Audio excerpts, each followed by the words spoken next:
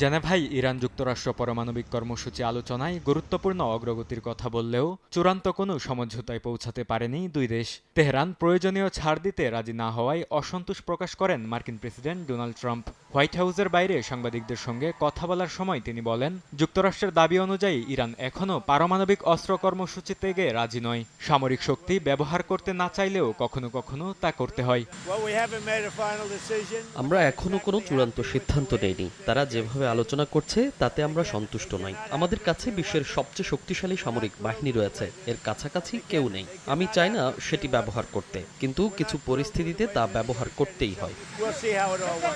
উত্তেজনার মধ্যেই তেহরানে দূতাবাস থেকে নিজেদের কর্মী প্রত্যাহার করেছে যুক্তরাজ্য। ইসরায়েল সফরে জারি করা হয়েছে কড়াকড়ি সতর্কতা। চীন, ভারত, কানাডা সহ বেশ কয়েকটি দেশ নিজেদের নাগরিকদের দ্রুত ইরান ছাড়ার আহ্বান জানিয়েছে। সতর্কতা জোরদার করেছে জার্মানি ও ফ্রান্স। এমনকি ইসরায়েল থেকে জরুরি নয় নিজেদের এমন সরকারি কর্মীদের দেশে ফেরার পরামর্শ দিয়েছে যুক্তরাষ্ট্র। বিকাশ পেমেন্টে 10,000 টাকার বেশি অফার। শপিং চলছে তো।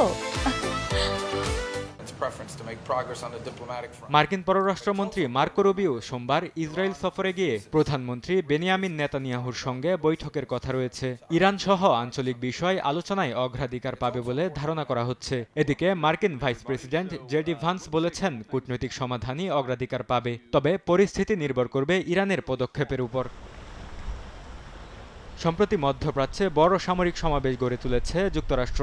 মোতায়েন করা হয়েছে বিমানবাহী রণতরী, যুদ্ধজাহাজ ও যুদ্ধ বিমান। বিশ্বের বৃহত্তম বিমানবাহী রণতরী ইউএসএস জেরাল্ড আর ফোর্ড রয়েছে ইসরায়েলের উপকূলে। বিশ্লেষকরা বলছেন, এমন পরিস্থিতিতে সমঝোতা না হলে সামরিক সংঘাতের ঝুঁকি উড়িয়ে দেওয়া যাচ্ছে না।